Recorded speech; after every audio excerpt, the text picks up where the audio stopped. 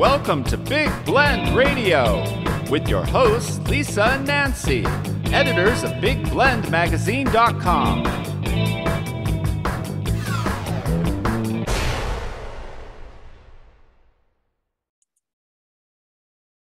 Hey everybody, welcome to Big Blend Radio's Toast to the Art Show. You know we love our Tucson dude coming on the show, Lance Laber. He is the executive director of the DeGrazia Gallery in the Sun. This is one of those places you must visit if you go to Tucson. And if you live in Tucson, there's always a new reason to go back to this incredible gallery. It's actually a 10-acre historic landmark. It's in the foothills of the Santa Catalina Mountains in Tucson. So I mean, the setting is incredible. There's saguaro cactus, adobe buildings, because that's what the gallery is inside. And there's a mission, there's gardens, picnic areas. It is awesome. It was opened in 1965, and it's home to over 15,000 originals of Ted DeGrazia art pieces. And Ted DeGrazia is known as one of the most reproduced artists in the world. He's known for his Southwest art. And the gallery has his oil paintings, watercolors, ceramics, sculptures. So there's 6 permanent collections you can visit when you go to the gallery, but then they also change out all these new exhibits every few months. So excited to welcome the Tucson dude back on the show to keep us up to date with what's going on at the gallery. So welcome back. How are you doing, Lance? I'm good. Thanks, Lisa. How are you? Oh, doing good, doing good. Exciting to hear more exhibits, but I think if we don't start with the iconic one, the Way of the Cross, you always say if you don't put that exhibit up, people are going to start yelling, and like you'll probably have like a crowd outside the gallery with signs if you don't do this. This has been going, this exhibit is like every year, right? That you put on display. Oh yeah, yeah. Well, it used to be permanent. It used to be a permanent exhibit, and it was up all year round. But we decided to make it a kind of a special, Lent and Easter thing, and that way all the snowbirds and the people from out of town can come and really enjoy it. And then we have time and space to put up other things. But yeah, so we do it right this time of year every year, and luckily it's up, so I got nobody yelling at me. Yeah, Lance doesn't need anybody yelling at him. Nobody needs anybody yelling at anybody. But this is like the traditional 14 stations of the cross, right? Actually, there's 15 stations. He added a station. To the collection. So yeah, there's 15 stations. It's a very interesting and beautiful collection, and should be seen. And there, I didn't know this, but there's like an audio recording that people can listen to while they're there, right? Of him explaining DeGrazia recorded a narration of all the stations, and it goes just from one to the next.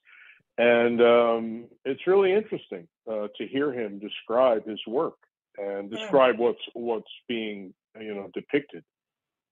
Yeah, it's just interesting to hear him talk. I love when you go in the museum too. And next time we come to Tucson, I want to go and redo this. Just go sit in the room and watch that video of him making the art and talking about his process. And I love that it's a biopic. It's an artist biopic. Is that the only place you can see it? Is that it's really interesting to hear the artists talk themselves, and since he's passed on, that's what we have, You mean this documentary we have, or the narration of the Way of the Cross? The documentary, is that the only the documentary we sell. So no, it's not the only place you can see it. People buy discs, and we do sell it. But the narration of the Way of the Cross is just a one of a kind. We have that, and we don't sell it. We don't pass it. Oh, you must go to the gallery, people. You must go. That's it. We keep it safe. So one of the exhibits, the newer ones that is out, and everyone, all these exhibits are out until August 30th, 2023. But I love that he's doing one of the exhibits are miners and prospectors of the Old West, because that really goes back to his heritage, right? Yeah, that was his background. That was his father was a miner. DeGrazia actually had gone underground. These are really nice paintings. There's a lot of sketches and some oils of prospectors and the Superstition Mountains. But there's also a painting that DeGrazia did of him and his father going underground in Morenci, Arizona, in Wow. an elevator going into the mine. And it's a very interesting painting because it's something that DeGrazia I don't think really wanted to do. He tried it out and thought, that's not for me. I'm going into the sunshine, Wow. Yeah, absolutely. But these paintings go from 1936 to 1972. Isn't that wild? That's crazy. It's a lot of time. But that was one of his themes was mining and prospecting. So, he painted that throughout his career. The other one too is the Riders on Horseback. The exhibit is called On the Trail with Ted DeGrazia. And these are paintings that date from 1948 to 1972.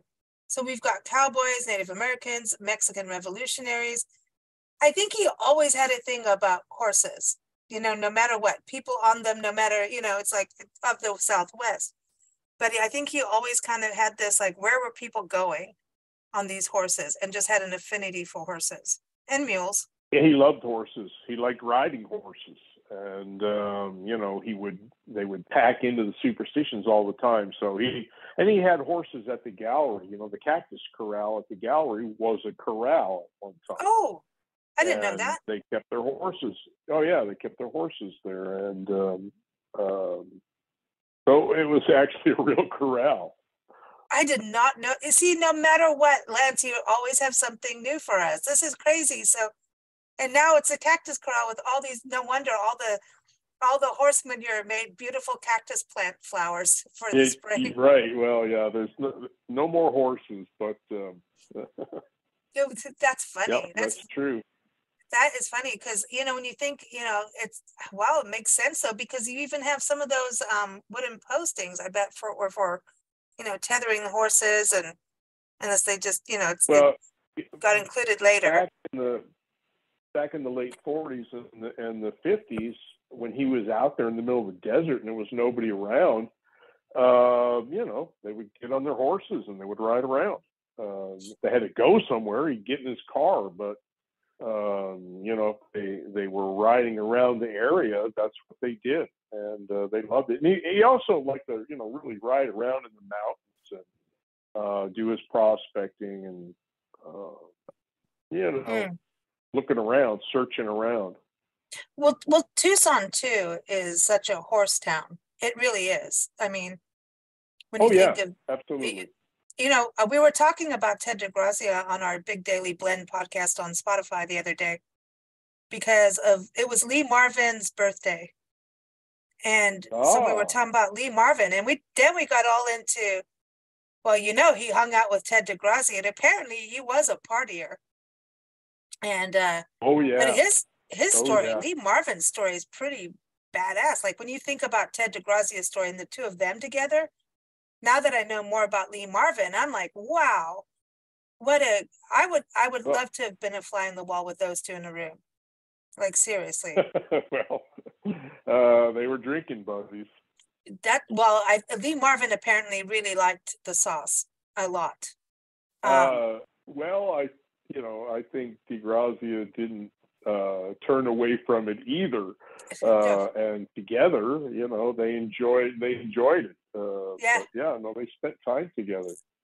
No, it's cool. Yeah, Lee Marvin was a Marine, right? Wasn't he a war hero? Yes, decorated Purple Heart. He has like 4 or 5. He's, I think, buried in Arlington Cemetery with honors. He really had he had a rough childhood, and ended up going out like during and hunting and fishing in the Everglades swamps. That's what he did. Like, he was like this, kid on his own. I think he had family, but he wasn't loved. And his dad And didn't that's how seem he to be very survived. nice.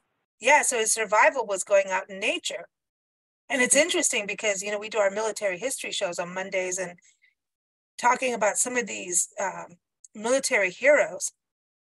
A lot of them came from that kind of background and kind of started fending themselves in the wild for some reason. It's wild. It's a crazy story, but Lee Marvin, I mean, he did all that. And the Marines in the military, I mean, it's amazing, his military career. I had no idea. And then I can imagine him coming to Tucson, nice weather, open skies, and then the arts, because he was really good. He was prolific in the arts too. I mean, he sang, he wrote. So I can really see why the He two of them acted, got yeah. along. Mm-hmm. Absolutely. But then because Tucson Studios, wasn't that also a thing? So like Ted DeGrazia could meet a lot of the actors and actresses just down the road when they're going to film. Yeah, but I think a lot of these people used to come to visit his gallery. They would come to him. DeGrazia really didn't seek any of these people out. They came to him.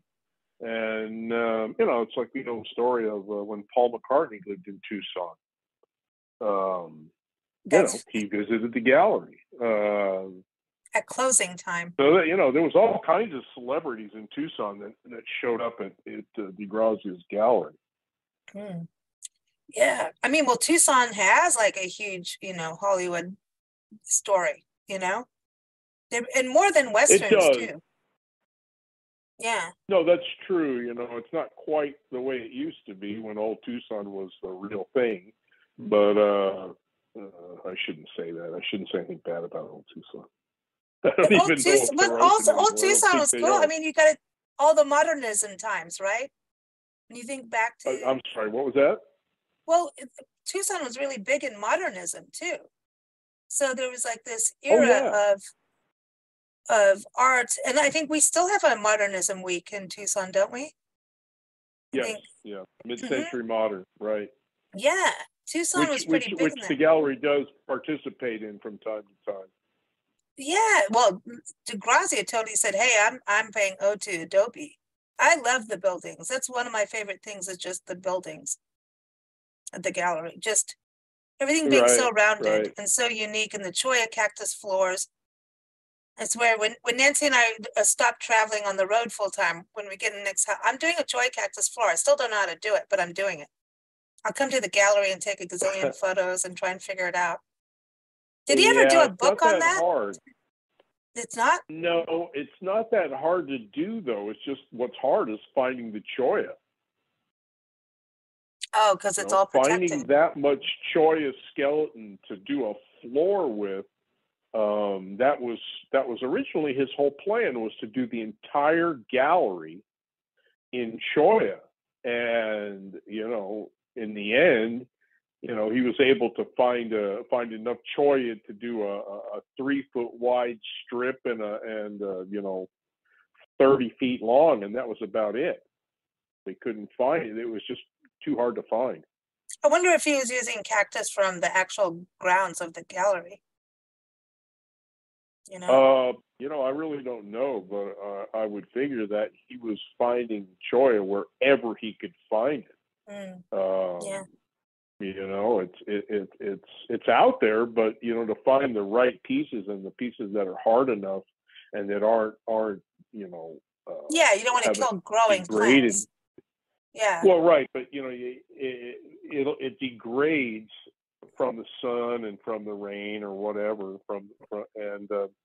so you got to find stuff that's not rotting, and there's not that much of it. I just think he's cool because he always just works with nature too.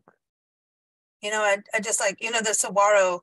Remember you did the exhibit of the saguaro, like you did, here's the paintings and everything, but then he did these ceramic bowls that were shaped from actually putting the saguaro in the bowl. You know what I mean? So you have like the saguaro. Oh yeah. Yeah. It's cool. Like you always just kind of went, like nature's got something. I would have loved to have seen if he ever met Frank Lloyd Wright, because the way Frank Lloyd Wright in architecture was always about working within your natural environment. And then you think Ted DeGrazia really did it. I mean, the gallery to me is something that you go in there, the outside, the inside, everything is about working with where you are, being truly having integrity for the land and the people, right? And his art exudes that with the gallery too. Yeah, and he saw beauty. He just saw beauty in nature wherever he looked. Well, I'm homesick now. And utilized it. I'm homesick. I want to come back to Tucson. I miss Tucson. Every time we talk about this, every time you come on the show, I'm like, all right, I'm homesick now. I need to come back. I need to come visit some saguaro cactus, come to the gallery. And I can't, like May is when all the saguaro blooms start to come out too. That's going to, it's going to be an epic year this year. So April, May. Yeah. Well, we've had a lot of rain, so the desert's going to really pop. Going to get a lot of wildflowers, and it's going to be very beautiful this year. That's the thing I want to say to people. It's not just spring in Tucson, like summer wildflowers and fall. So I think you're going to have a long season of flowers this year. Everyone's going to be sneezing. Yeah. With all the pollen. That is true. That's a good byproduct. True. That's a good byproduct. That's, flower power rocks. That's awesome. So everyone, you can go to DeGrazia.org to learn more about the gallery. Also, they have an awesome online store there if you can't get to the gallery, but of course it's better to go to the gallery. Go there and go to DeGrazia Gallery to see these exhibits on, obviously the permanent collections, but it's On the Trail with Ted DeGrazia, DeGrazia Underground Miners and Prospectors of the Old West, and then of course the iconic The Way of the Cross display. Those are the 3 new ones up now. All 3 are on display until August 30th, 2023. And then on my birthday, the day after, they'll change out to a new exhibit. Right, Lance? Just for me. It's all for me. That's right. Awesome. In honor of you, yes. Awesome. Well, thank you so much for joining us. Tucson Dude, it is always a pleasure. Enjoy the beautiful land of Tucson, the Sonoran Desert, and that sunshine. I know you're having a cloudy day today, but that just means more wildflowers. But thanks for joining us, and everyone, keep up with us at bigblendradio.com. Thanks so much, Tucson Dude. Thanks, Lisa. Talk to you soon.